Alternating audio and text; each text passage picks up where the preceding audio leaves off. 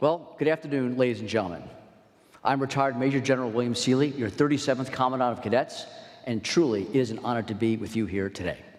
This year's theme, Oriented Outcome Education and Real-World Service Impact, speaks directly to who we are at Virginia Tech.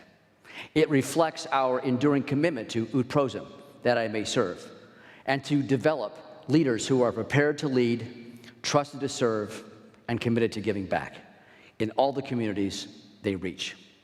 Throughout our university, we see this mission lived out every day in our classrooms, in our cadet training, in our service projects, our neighborhoods, our partnerships, our outreach efforts, and in the character of our student leaders. Our students and cadets are not only earning degrees, they're learning how to apply knowledge with purpose, lead with integrity, and serve with humility wherever they are called. Hokies are turning ideas into action, research into results, and we are building connections, creating opportunity, and strengthening the public trust to the work we all do together. For more than a decade, President Tim Sands has led us on this journey with courage, vision, and integrity, guiding Virginia Tech with a clear and unwavering commitment to impact and service. Under his leadership, this institution has grown not only in stature, but also in relevance, reach, and responsibility to the people we serve. So, it is my great privilege today to honor and introduce our 16th President of Virginia Tech, President Tim Sands.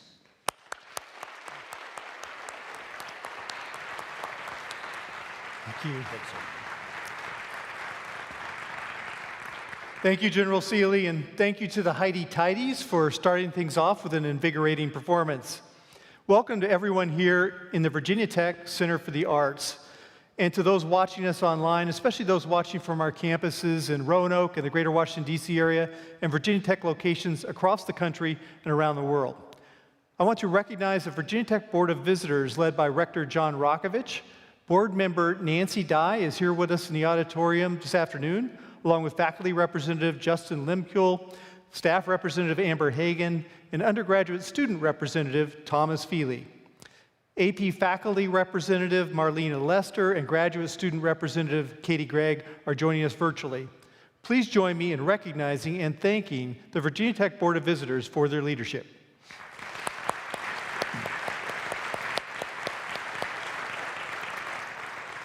I also want to welcome the new mayor of Blacksburg, Michael Sutphin, Vice Mayor Susan Anderson, and Council Member Joel Goodhart, who are here with us today. And two members of the Montgomery County Board of Supervisors, Mary Biggs and Gunan Kiran, are also with us. Thank you for joining us. And welcome to other leaders from Blacksburg, Christiansburg, Montgomery County, and the rest of the New River Valley are here with us or watching the live stream. We look forward to working with the leaders in our region this year and our new governor, Abigail Spanberger, and her administration in Richmond. Several new leaders have joined Virginia Tech since my last State of the University address. Rebecca Bott, our new dean of the Honors College. Welcome, Becky. Saskia Vandegevel joined us last spring as Dean of the College of Natural Resources and Environment. Tom Walmsley is our new Senior Vice President for Advancement. And Tom, thank you for being here on a busy day for you and the advancement team, because today also happens to be Giving Day at Virginia Tech, and I'll have more to say about that in a moment. And you've already met the new Commandant of the Corps of Cadets, Major General William Seeley. And of course, Julie Ross is not new to Virginia Tech, having served as the Dean of the College of Engineering for the past 8 years. Last month, she became our new Executive Vice President and Provost and is working to advance our vision for Virginia Tech. In addition to those I just mentioned, will our university leaders at any level please stand if you're here? Thank you for the work that you've done.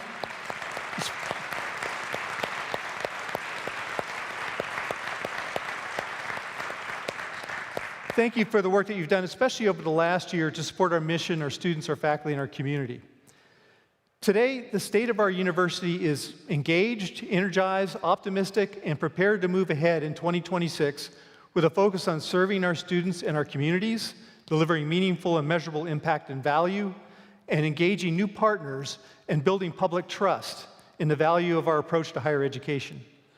We will do this by positioning Virginia Tech to elevate real-world impact through outcome-oriented teaching, research, and outreach that connects to the communities we serve through an innovation network that extends across the Commonwealth and the world. Our efforts to elevate our engagement are bringing national and global recognition. Last fall, we hosted the Times Higher Education Innovation and Impact Summit at Academic Building 1 in Alexandria, the first time this event has been hosted in North America. In December, the Association of Public and Land-Grant Universities presented Virginia Tech with a 2025 International Impact Award for preparing students to become globally engaged citizens in an interconnected world. Last month, Virginia Tech was awarded the 2026 Carnegie Elective Classification for Community Engagement, a designation given by the American Council on Education and the Carnegie Foundation to represent deeply integrated community engagement across teaching, research, and service. We've come this far by following a strategic plan that was aligned with our Beyond Boundaries vision and has served as a roadmap to achieve our priorities and goals in the spirit of ut pro sem. That plan has served us well, guiding us towards some milestone achievements. We reached and exceeded goals for research funding, philanthropy, and alumni engagement. Nearly all of our academic programs now have access to bridge experiences. We've achieved transformative growth in average faculty, staff, and graduate student compensation. We've improved access and success for underrepresented and underserved students in Virginia. And we've provided responsible fiscal management, maintaining the university's economic stability and strength through challenging times. That's not the kind of news that makes the headlines, but it is an essential part of moving our vision forward. Last year, we refreshed our Beyond Boundaries vision, concentrating our focus on three concepts: the future of learning, the future of research and discovery, and the future of engagement. This year, we will reevaluate, reset, and most importantly, raise the bar. The Office of Strategic Affairs, under the leadership of Minna Pratt, is coordinating our effort to update our strategic plan to align with our vision, and we need your input. Listening sessions are currently underway, and a survey is available for the entire university community, which I encourage you to complete. We'll share a link in tomorrow's daily email. Our long-term vision continues to emphasize impact, talent, institutional excellence, and elevating the ut pro sem difference that sets Virginia Tech apart. This year, our focus will include three priorities: Virginia Tech Global Distinction, Virginia Tech Advantage, and Virginia Tech Athletics. Virginia Tech Global Distinction is our commitment to impactful research and scholarship that empowers our land-grant mission. This means being a destination for talent, as exemplified by the 12 faculty who are members of the National Academies of Science and Engineering, and the 7 individuals recently inducted into the National Academy of Inventors, which ranks Virginia Tech 73rd in the world and 45th in the nation for utility patents granted, which is our highest ranking to date. The Institute of Electrical and Electronics Engineer Patent Scorecard for 2025 ranks Virginia Tech's patent portfolio 4th in the country in the university category, behind Harvard, MIT, and the Broad Institute, which is a Harvard-MIT collaboration. The rankings are based on quality and impact. In other words, discoveries that make a difference. Research is a key aspect of our global mission, and thanks to leadership from our faculty, support from our Office of Research and Innovation under Senior Vice President Dan Swee, and the stellar work of our students and staff, our external research expenditures have increased 56% over the last 4 years. For fiscal year 2024, we ranked in the nation's top 15 in computer and information sciences and engineering overall, as well as a number of engineering disciplines. The impact and outreach of Virginia Tech research extends across land, sea, and sky. We are currently leading a $9 million consortium sponsored by the U.S. Navy to improve the speed and efficiency of ocean-going vessels by reducing the organisms that grow on their hulls. This could reduce global shipping costs, greenhouse gases, and the spread of invasive species. Researchers in the College of Liberal Arts and Human Sciences are leading the $8 million Monuments Across Appalachian Virginia project, funded by the Mellon Foundation. They are collaborating with Appalachian communities, artists, and scholars to reclaim, document, and display the histories of the region. One example is the Forest Botanicals Living Monument in Norton, Virginia, which celebrates the cultural, medicinal, and economic importance of Appalachian forests from pre-colonial times to present day. And we're improving the nation's television news gathering operations by training drone pilots for the Sinclair Broadcasting Group, whose television stations reach 40% of this country, including Roanoke, Lynchburg, and 4 other major metro areas in Virginia. Our Mid-Atlantic Aviation Partnership has trained 260 pilots over the last 10 years. Jeff Rose is the Chief Unmanned Aerial Systems Pilot for Sinclair and recently took a moment to talk about the impact of our partnership on enhanced news coverage and safety for the public, especially during the recent snow and ice storms that hit half the U.S. Hello, President Sands, and hey there, Hokie Nation. It's good to be here. Drones are revolutionizing the world around us, and at Sinclair, they're making a significant difference in how we present news stories to our viewers. The aerial perspective is enhanced, and viewers are captivated by drone video. It's evident that a camera in the sky can create a powerful visual impact on news scenes. Not only are the visuals great from up high, but the drone simply allows our crews to access places where we otherwise wouldn't be able to go.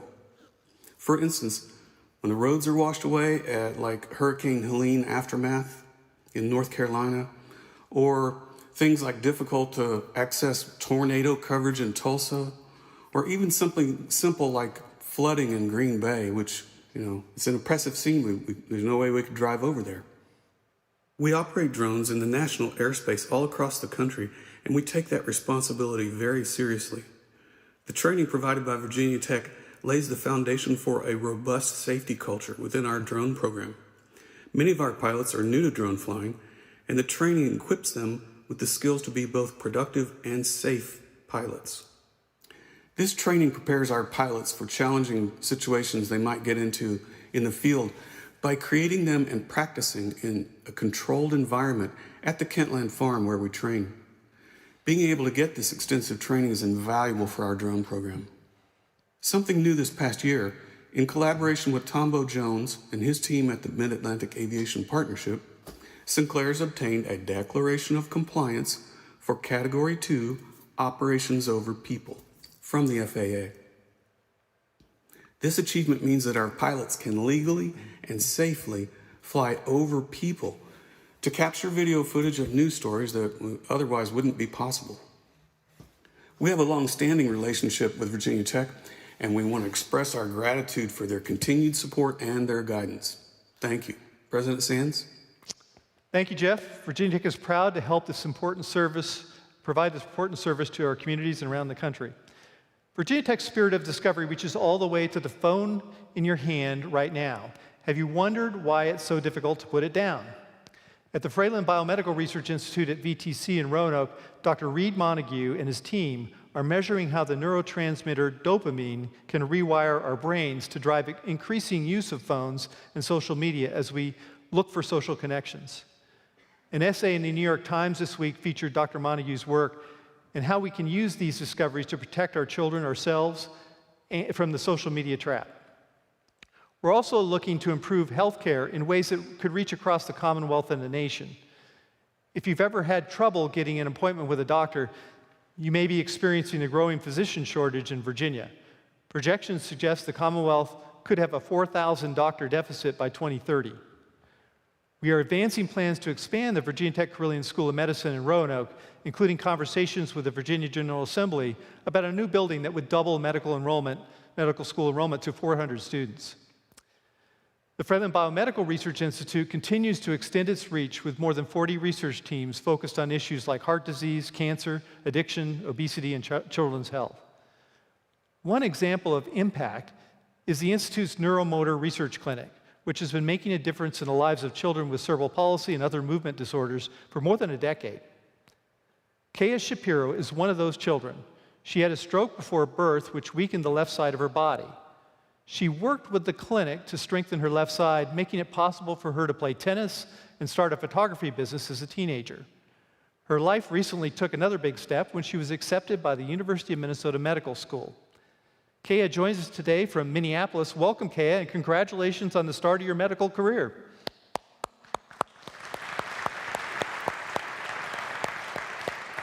You've accomplished so much.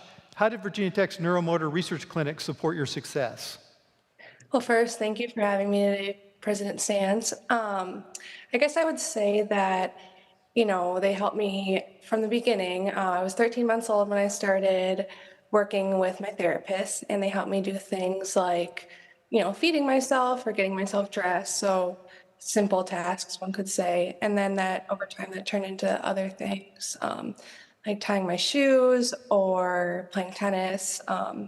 And it has really changed my life. I mean, I can do anything that I put my mind to, any other thing that someone else my age can do. So it has had a really big impact on me. Where do you hope your medical education will take you? Well, I think I was drawn to it because I was a patient for so many years. But as a physician, I want to be an advocate for my patients. I want to really support the translation of research into clinical care. I want to learn a lot, and I want to make connections with people along the way. You have a small fan club from the Neuromotor Research Clinic in our audience today. Director Stephanie DeLuca and Associate Directors Mary Rebecca Trucks and Dory Wallace.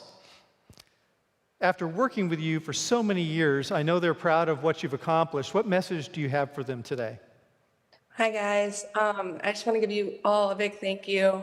I wouldn't be where I am without you, and I wish I could be there with you today. I miss you. I love you.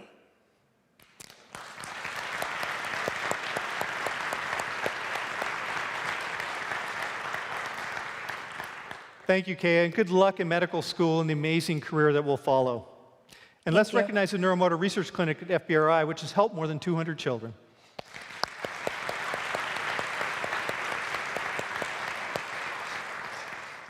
In the greater Washington, D.C. area, Virginia Tech's Academic Building 1 officially opened last year and became the home of our new Institute for Advanced Computing and the Sangani Center for Artificial Intelligence and Data Analytics. For the past 2 years, the Sangani Center has been working with an emergency department doctor at Children's National Hospital in D.C. to develop an AI model that can predict surges and long wait times that cause people with potentially serious medical conditions to leave without treatment. Dr. Kenny McKinley joins us from our Northern Virginia campus this afternoon. Welcome, Dr. McKinley. Thank you so much for the opportunity. I'm sure many of us have experienced busy emergency rooms. What kind of problems does it cause, especially for pediatric patients? Thank you so much, President Sands, for the opportunity to talk here today. The problem of emergency department crowding is a chronic issue.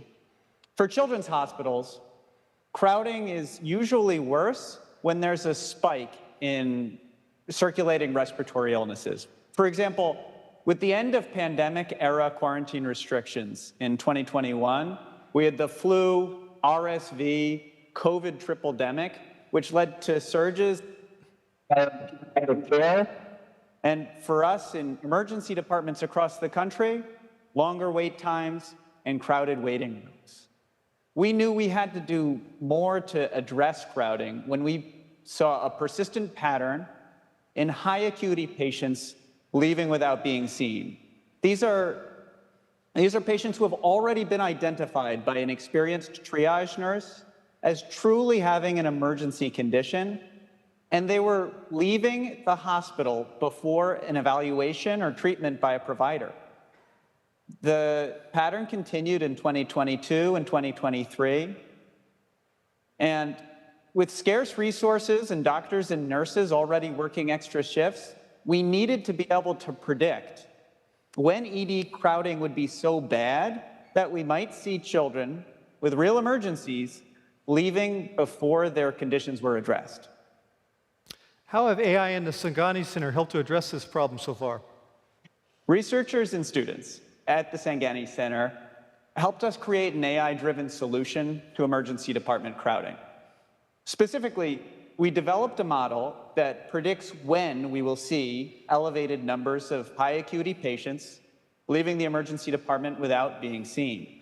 The predictive window gives hospital leaders time to adjust staffing, to open surge spaces, to mobilize resources before conditions worsen.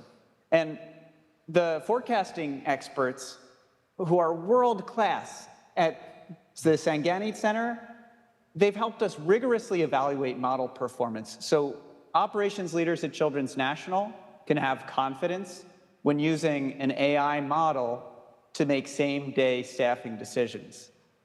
At our current threshold for suggesting a surge team deployment, we know that the model is 97% specific. So we're able to deploy extra resources when we need them without having a concern that we'll be creating additional resource strains. What a great application of AI. What are the next steps in the project, and is there potential for this work to help hospitals everywhere? Thanks for this question. We've already identified some enthusiastic partners at other hospitals who are interested in piloting implementation at their sites. At the same time, we're studying deep learning forecasting techniques and multi-site model training to improve model performance. We know our current approach is scalable because the variables that we are using to predict periods of severe ED crowding are routinely collected at most large pediatric hospitals. The broader vision is scalable, responsible AI that strengthens decision-making and helps hospitals anticipate demand, protect staff well-being, and ensure children have timely evaluation, timely treatment wherever they are. Well, thank you, Dr. McKinley. We look forward to hearing about your progress and hopefully seeing it replicated in other emergency departments across the Commonwealth. Thank you.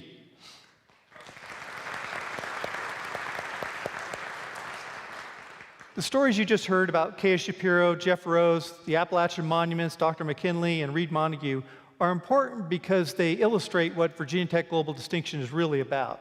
We elevate our research, our teaching, and discovery and outreach because it makes a difference to real people in real communities.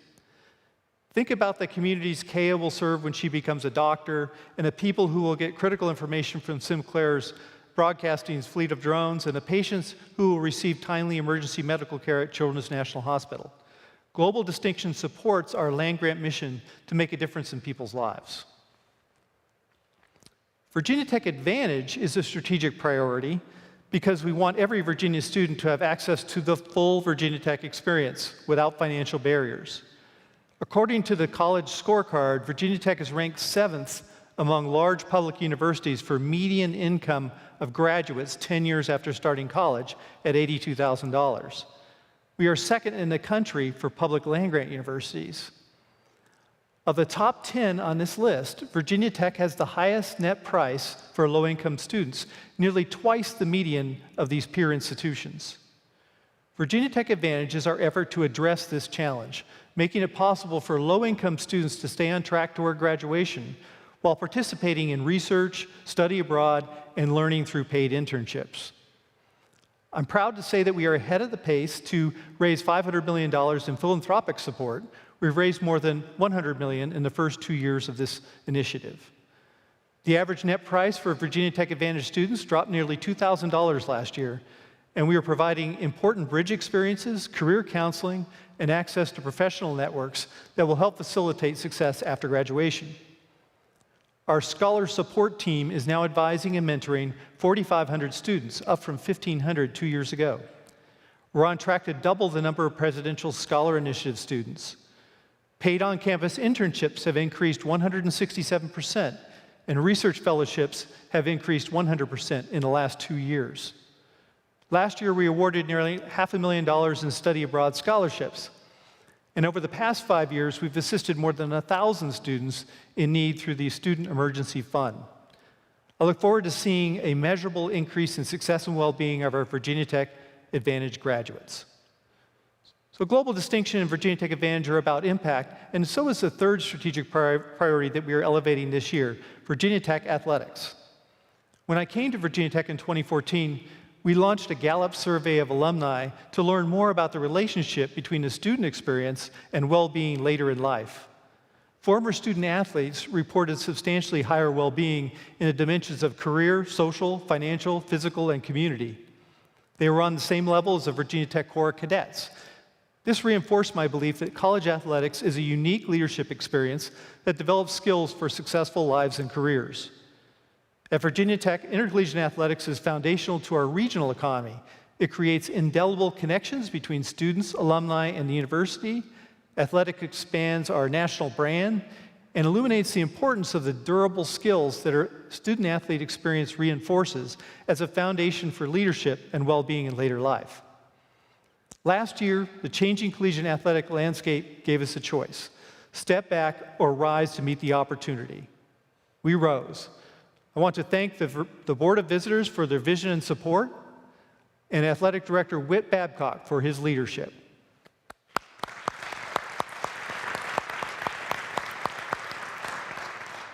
We want to welcome Coach James Franklin, whose remarkable recruiting success over the past 3 months has us looking forward to football season with great excitement and anticipation.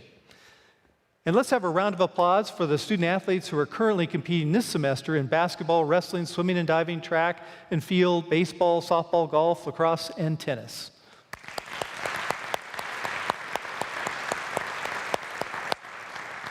We're proud of all our athletes for what they accomplish here and for the impact they will have on our communities after graduation. Here's an example of that impact. Zach Glesias is a goalkeeper for our men's soccer team. He's completed 300 hours of community outreach at Virginia Tech, including getting members of his team into local elementary schools to read to students every week. Last year, Virginia Tech student athletes recorded over 3,000 hours of community outreach with every team participating. Their projects included supporting Special Olympics, food drives for local elementary schools, and raising money for Christmas presents for our local boys and girls clubs. I mentioned the importance of athletics to our economy. Last year, Virginia Tech athletics' impact on our state economy was almost $480 million, over 4,000 jobs, and nearly $36 million in state and local tax revenue. And a great deal of that economic activity happened right here in Blacksburg and the New River Valley.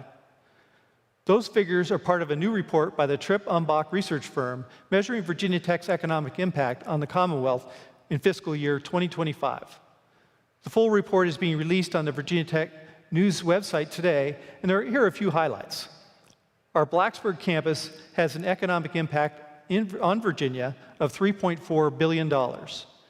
We generated a total of 25,600 jobs, and that includes more than 9,100 people who work for Virginia Tech and over 16,500 jobs that are created by the economic activity we generate here in the New River Valley. Virginia Tech in the Washington, D.C. area generated more than $220 million in impact and almost 1,700 jobs. I want to travel back in time for a moment. In my State of the University address in 2018, we announced the expansion of what is now known as the Fralin Biomedical Research Institute on our VTC Health Sciences and Technology campus in Roanoke, which includes the Virginia Tech Carilion School of Medicine. A study by Weldon Cooper Center projected that the additional investment would lead to $465 million in annual economic activity in the Commonwealth by 2026. That was 8 years ago. It turns out this projection was too conservative. We met and exceeded it last year when Virginia Tech's presence in Roanoke generated $475 million in statewide economic impact and a total of over 3,600 jobs. Our statewide economic impact from all Virginia Tech locations totaled $4.7 billion, over 35,000 jobs, and $316 million in state and local tax revenue. In fact, every dollar that the Commonwealth invests in Virginia Tech through grants and non-capital appropriations returns $10 in economic impact to our communities. On top of that, Hokie Nation believes in giving back. Last year's charitable contributions and volunteer service by Virginia Tech faculty, staff, and learners is valued at a combined $38 million. Our working alumni in Virginia, that's 163,000 people, had combined earnings of over $9 billion. And if you're ever a contestant on Jeopardy, and the clue is this university generates 50,000 jobs and a $6.4 billion impact on the United States economy, the answer is, what is Virginia Tech? Here's the really exciting part. That's our baseline. That's where we start. We aspire to do much more. And while our vision is exciting and inspiring, there are challenges ahead that we must recognize and address. One potential challenge is future state and federal funding. In past years, we've been able to rely on increased federal funding and significant support from the Commonwealth. But today we're facing overall contraction in federal funding for research and a potential reduction of funding for indirect research costs. Recent actions by Congress have lessened the near-term impact of these potential reductions, but the longer-term picture remains uncertain. Having spent time in Richmond during the current General Assembly session, I can report firsthand that our legislators are concerned about the long-term sustainability of state revenue. That's why we're developing contingency plans to address federal and state funding reductions. We hope we don't have to use them, but we need to be prepared so we can make decisions based on our strategic priorities rather than urgent economic necessity. Student housing and enrollment growth also need to be addressed with thoughtful consideration. The enrollment cliff we've been talking about for years is here. Along with declining populations of college-age students, the percentage that enroll in college has declined in the past 5 years to 62%. International student enrollment, especially graduate students, decreased for the first time in 3 years. This is a national challenge that we have seen manifested here at Virginia Tech. We are in danger of losing access to some of the most talented graduate students across the globe at a time when Virginia Tech needs to expand its talent pool both domestically and globally. And of course, we're competing with the nation's leading public and private institutions to attract those students. In 2025, we launched the University Mission Initiative to address the recruitment and support of graduate students and develop recommendations to strengthen the policies, practices, and financial structures that support doctoral research training. The initial report is complete, and its recommendations will be critical in guiding us forward. I'm confident that despite the headwinds, Virginia Tech will compete successfully for talented undergraduate, graduate, and professional students. Our outcomes, the student experience, and our focus on affordability position us on the right side of the emerging divide. Housing is a key challenge for our broader community and is linked to enrollment growth. In recent meetings, including a special meeting earlier this month, the Board of Visitors approved an initial phase of construction and renovation of on-campus housing that will add more than 1,200 new beds and renovate nearly 2,800 existing beds. This first phase is part of a longer 15-year plan, the On-Campus Housing Framework, that will accommodate modest enrollment growth of between 1% and 2% annually, while substantially upgrading our on-campus housing, including air conditioning for everyone. Although this framework is limited to on-campus housing primarily for undergraduates, it's the first step in a deeper conversation and partnership with the town of Blacksburg and surrounding communities to address challenges in housing for everyone in our region. In my 2024 State of the University address, I announced our intent to work with local leaders representing Blacksburg, Christiansburg, Montgomery County, and the New River Valley Regional Commission on an initiative to focus on shared challenges and opportunities in our region of the New River Valley. Today, I'm pleased to share that the initiative, known as Partnership for Progress, has completed the first phase of its work. Input from more than 2,000 people helped shape and identify the areas of interest for our region's future, highlighting housing, workforce, and childcare. The report, including action items to address these issues, will be posted on the partnership's website soon. The ability to impact the future of our students, communities, and higher education depends on the support and engagement of our alumni, friends, and partners. Virginia Tech Advancement plays an essential role in moving us forward. During the last fiscal year, we saw more than $240 million in new gifts and commitments. Our new fiscal year brought new leadership as Tom Walmsley joined us in August. Tom and his team have been on quite a run, repeatedly announcing significant new gifts, including some that set records, demonstrating the extraordinary support and generosity of our Hokie alumni and friends. Virginia Tech alumnus David Kellogg committed a $16 million gift to endow the David H. Kellogg Center for Philosophy, Politics, and Economics. This will support growth in research and teaching and help us pioneer this interdisciplinary approach in the U.S. Alumni Tom and Kathy Wotecki contributed a $10 million gift to the College of Science and the College of Agriculture and Life Sciences to endow faculty positions and fellowships with a focus on data science across those two colleges. Alumni Jim and Augustine Smith made the largest single scholarship gift in the university's history, $20 million for in-state scholarships to the Virginia Tech Carilion School of Medicine. This will help us do even more to address the physician shortage I mentioned earlier. Another important gift came from the A. James and Alice B. Clark Foundation, which provided an additional $11 million for our Clark Scholars Program, supporting Virginia engineering students with financial need. This brings the foundation's total Hokie scholarship support to over $29 million. Athletics secured the largest single gift ever, $20 million, which will empower Whit Babcock, James Franklin, and all our coaches to win and our student athletes to thrive in an increasingly competitive environment. These gifts are powerful in elevating our impact immediately and in the longer term.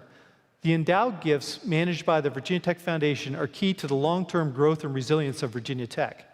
I'm pleased to announce that the Virginia Tech Endowment has surpassed $2.2 billion, triple its value in 2014. Now, the endowment is not an emergency fund. It's an investment in our future that adds a few percent every year to our available budget. That few percent is growing, giving us a critical margin to invest in impact and excellence. As our advancement work continues, we look forward to more exciting gift announcements by the end of the fiscal year, so stay tuned. As I mentioned earlier, Giving Day began at noon today and continues for another 24 hours.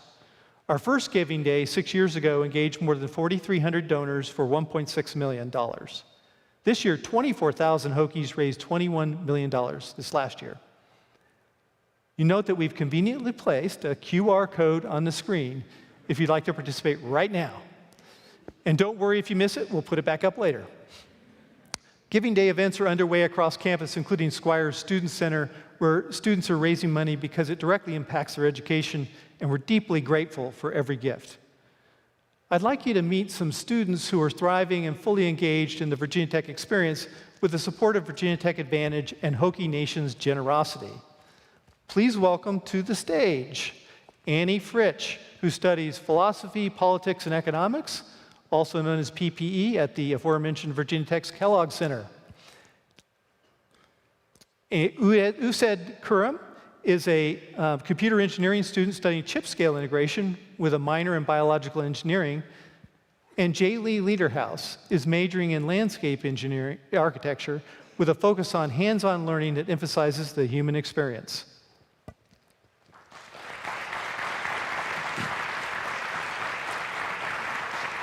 Well, thank you. All right. I won't put this on right now, but we'll get it later. So, Jaylee, what does it mean to develop people-oriented designs, and how has your Virginia Tech experience helped with that? So to me, that means creating places that people can enjoy and really looking at what people in a certain area need and designing for those people. And my Virginia Tech experience has been special and has helped me with that because the landscape architecture program here focuses a lot on hands-on experience. So that means going to sites all over Virginia, from Richmond to Virginia Beach, and working with actual clients on real projects that can potentially be implemented in those areas for people to use. And I think that's really special. Thank you. And said, with your minor in biomedical engineering, you're literally connecting humans and technology. What kind of projects are you working on? So currently, I'm just working on general repair projects for various old technology that I've purchased in the past. But going forward, I want to further my research in medical devices. I did some research last summer here at Tech for creating more cost-efficient neural probes, and I hope to do something like that in the future. Fascinating. Annie, what is the benefit of bringing philosophy, politics, and economics together in one program at the Kellogg Center? I feel like everything that exists on Earth is somewhat under the umbrella of philosophy, politics, or economics. The three disciplines, when studied together, are such a rich and deep understanding of how decisions are made on this world. So people that graduate from a philosophy, politics, and economics degree are really good at critical thinking and getting the world to where they want it to be. And similarly, the experiences in leadership that you get from such a small major, as well as the critical thinking and writing and acting skills that you learn from our major, make you very successful for all kinds of disciplines. Thank you. Here's a question for everyone. What do you imagine doing with your knowledge and skill after graduation? It's not a commitment here, but just what do you aspire to do based on what you know now? I think I just, sort of broadly speaking, it's kind of my dream to design a space and then see it actually used by people in a way that is like, it's creating a place that people are going to remember and enjoy and like just have really important memories there. I think that's my ultimate goal. Wonderful. Lisette? So I kind of have like two main paths that I'm willing to go on. Either if I get my foot in the door in industry, I'll just probably work for some company within the medical field, probably with consumer electronics, like personal glucometers, for example. Or if not, then, I plan on furthering my research and then perhaps going for a master's or even a PhD. It's kind of open to whatever happens right now for me, so. Wonderful. Annie? I feel like there's a lot of different paths I can go on. There's a lot of different things I'm interested in, but primarily, I feel like with my education, I'm very primed to be able to bring an ethical perspective and a historical knowledge to different business environments. I'm very interested in doing that, and I'm also equally interested in becoming a professor, so I'm a little torn. We can talk, yeah. Yeah, may need your help on that. Well, I would love to have you back, all three of you back in 10 years, and you can tell us and our students at that time what that path was like. Who knows where you'll end up, but it's wonderful to hear what your aspirations are, and I'm sure you'll exceed what you expect the impact you expect to have now. Since Virginia Tech is all about bringing disciplines together, and it's one great advantage of a comprehensive university, I just want you to do some riffing on stage here. I'd just like to know if you were to come together as a multidisciplinary group. You've got computer engineering and biomedical engineering, PPE, landscape design. I'm just curious if you were in a creative space like you are right now, on stage though, what kind of idea would you develop together? So I think that my discipline, right, mainly computer engineering, there's a lot of stuff that applies to both PPE and architecture, right? Or just like landscape development in general, right? So like I could help with creating tools for like padding landscapes, right? Or just data analysis with whatever, like information comes with building those landscapes, whether it be like prices, impacts on the land, etc. Yeah, I think that's really interesting. And I know especially with landscape architecture, everything we do is inherently political and has a lot of ethical concerns along with it, and economic, obviously, with building anything. So I think PPE could play into that. Very important. I have some similar thoughts. I feel like I could be on some policy end to help you guys get to your goals. If there's some bureaucratic thing in the way of what you want to do, or some ethics involved in a new project. Well, I'd love to sit here for another hour and just chat with you about this. I bet we come out of it with an actual tangible plan to work together. So that's exciting. My last question is, we celebrate Giving Day at Virginia Tech. How have our supporters really helped improve or enhance your Virginia Tech experience? So first and foremost, I am here on the Presidential Scholarship Initiative, and that is largely supported by gifts from donors. And that's just the whole reason I'm here, is because of that initiative. So I'm very, very grateful for everyone who's made that possible. And then, like I mentioned earlier, my program travels so much. And a large part of that is thanks to donors. So I think Giving Day is very important for my program. Thank you. Sid? So I'm very grateful for the College of Engineering, the Center for Engineering Excellence and Discovery, and of course, the Clark Foundation for sponsoring my ability to go to college, because otherwise I also would not be here. But I do have a question for you as well, Mr. Sands, and that is that considering that it's Giving Day and considering the motto of Virginia Tech, Good Prosum, I do have to wonder why you chose to bend the knee to the current governmental administration, cutting funding across the board for many organizations here at Tech. For example, research was cut greatly. I know I lost my ability to, work for it, at least paid. And that's just one question I pose, along with why do you choose to accept investments from certain companies such as Lockheed Martin, Elbit Systems, or Siemens, who are currently actively supporting genocides across the globe, taking lives away from students such as myself who are just trying to stay here and make a difference upon the world. Well said. I appreciate your concerns. I share some of them, not all of them, but at Virginia Tech, we are an institution that is really about community, but we exist in a larger world, so we can talk at length at some time. I'd love to. But in terms of the environment that we're in right now, the political environment, which is shifting, we have to stay our course and stay down the middle and do what we can to accomplish our goals. Inclusion is really important to us, as is the diversity of our student body and our faculty and our impact. But we have to do it within the law. We have to stay down the middle on that. But I do share some of your concerns. Again, not all of them, but we can talk about them at length. We are in a different, I've done this now I've been here for 12 years, and we've been through shifts back and forth in the politics and the political environment.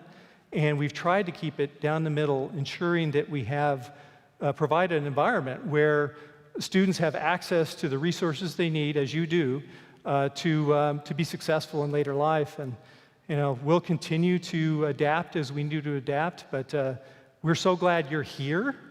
And I am looking forward to seeing what you accomplish over the next decade and beyond. So stay close, and we'll have these chats afterward. I'm sure a lot of people in the audience would like to go in depth with you on that as well. But thank you for raising those issues. Annie, I'd like to hear what your thoughts are. Regarding funding, there are a lot of programs at Virginia Tech that extremely benefit the students, such as free mental health services. I don't know a lot of places that do things like that, completely free. And the David H. Kellogg Center for Philosophy, Politics, and Economics, we recently received an awesome gift, and that really funds cutting-edge research, the bringing in of different thinkers, and the dawn of a lot of new projects. Mm-hmm. Very good. Well, you can see, hearing the stories of our students, Annie, Ased, and Jaylee, that the work that we're doing in terms of advancement, the impact that our donors and friends and alumni are having is just extraordinary. The other thing I would just throw in here that you haven't maybe just touched on, but something that I think is really special about Virginia Tech is our alumni network. And that goes above and beyond the financial support you get. So please do take advantage of that. So thank you all. Good luck on your academic journeys, and I especially appreciate your commitment to using your knowledge and experience that you've gained at Virginia Tech to impact others through your lives and career. Thank you. Mm-hmm. Thanks very much. Appreciate it. Thank you.